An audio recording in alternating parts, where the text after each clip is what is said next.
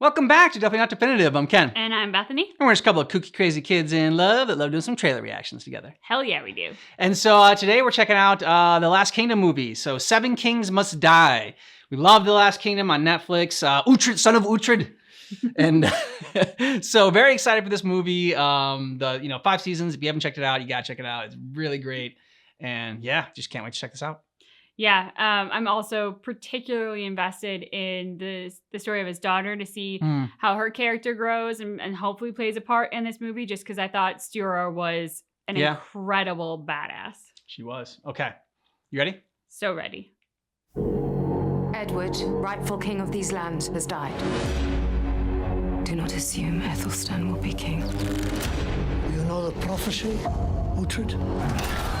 7 kings die. All of Britain will unite. Something is underway. I do the bidding of the Lord. War is coming. You only have to choose a side. God wants you to fight. Of course it does. Your lands will be overrun. This is all lies! We can defeat them. United.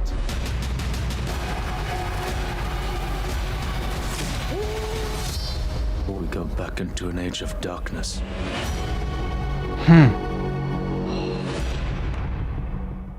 Oh, cool. Oh, I'm so excited.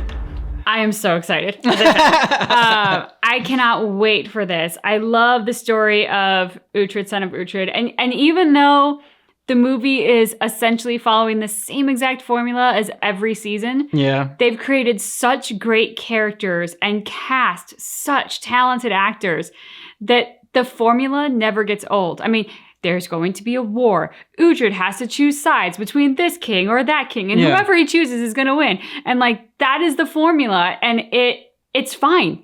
It's flawless. It still works, and it works because the characters are so amazing. We didn't see Steora, which I'm sad about. I'm sure there's a lot more to this movie than what we saw there, so I'm gonna guess that we probably see her at some point. But we saw the Irishman, and I freaking love the Irishman. So I'm glad that he's in there, and I'm very, very interested to see what will happen with Ethelstan and Uhtred. We saw the scene in there where they're fighting, and they have a rich history. So to see them come to that moment, you just, as an audience, it begs the question, what the hell has happened? Little disappointed that that Edward, died.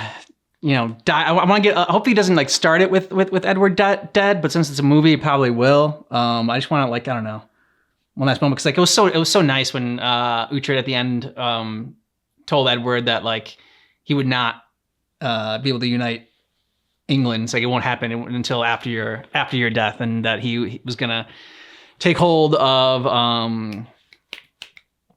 his place, Bebbanburg.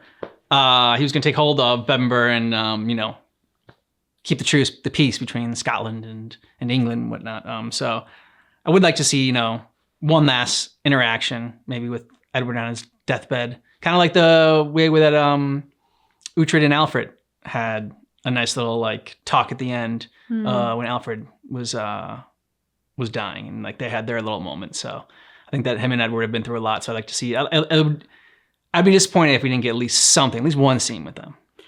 I definitely agree that he and Edward have been through a lot, and it does seem like Ethelstan might be following in a little bit of Edward's path, in that Edward and Uhtred were allies, then enemies, then allies, then enemies. They had this sort of frenemy relationship that solidified itself into really respectful allies at the end. But, it took a lot to get there, and Edward made some pretty poor choices along the way that nearly cost him his kingdom. And at least what the trailer is setting us up to believe is that Ethelstan is doing that exact same thing. He's gotten power, he's gotten the crown, and power corrupts, and now he's going to make bad choices, and Uhtred's going to have to come in there and, a little smackdown. Yep. Alfred's son followed his lead, and that because Alfred was in the same way, making mistakes with Uhtred and betraying him for the good of the kingdom. And then